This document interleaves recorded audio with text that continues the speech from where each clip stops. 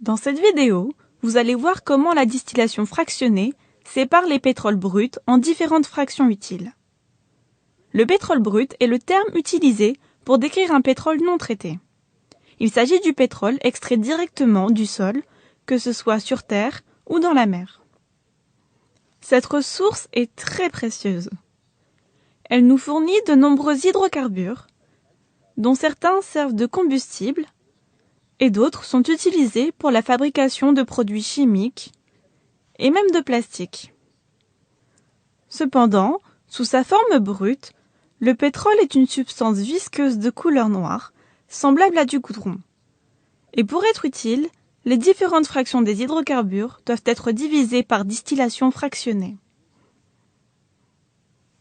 Avant d'expliquer la façon dont la distillation fractionnée fonctionne, il faut comprendre que le pétrole brut est un mélange d'hydrocarbures dont les chaînes sont de longueurs différentes.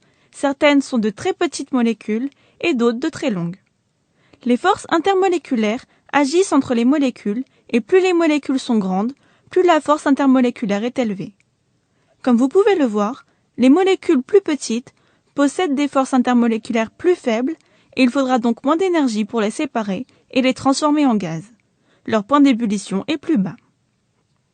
Les molécules plus longues possèdent des forces intermoléculaires plus élevées. Il faut plus d'énergie, une température plus élevée pour que celles-ci s'évaporent, car leur point d'ébullition est plus haut. Maintenant que nous connaissons la relation entre la longueur de la chaîne et le point d'ébullition d'une molécule, observons le fonctionnement de cette méthode.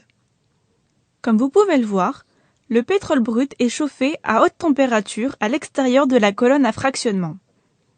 Le pétrole brut chaud, essentiellement sous forme gazeuse, est aspiré dans la colonne. La colonne possède un gradient de chaleur. Elle est plus chaude à sa base et en remontant, la température diminue. Dès la base de la colonne, là où la température est encore élevée, certaines longues chaînes de molécules dont le point d'ébullition est élevé se recondensent en liquide. Elles sont récupérées à la base de la colonne. Les autres molécules remontent dans la colonne et passent dans les cloches sur chaque plateau. Les cloches ralentissent la remontée des vapeurs et finalement, la vapeur se refroidit, se condense et est récupérée sous forme liquide sur les plateaux. Les petites molécules possèdent des points d'ébullition plus faibles et donc se condensent plus haut dans la colonne, là où la température reste plus fraîche. Comme vous pouvez le voir, les hydrocarbures ayant un point d'ébullition similaire sont récupérés sur le même plateau, et c'est la raison pour laquelle on les appelle des fractions.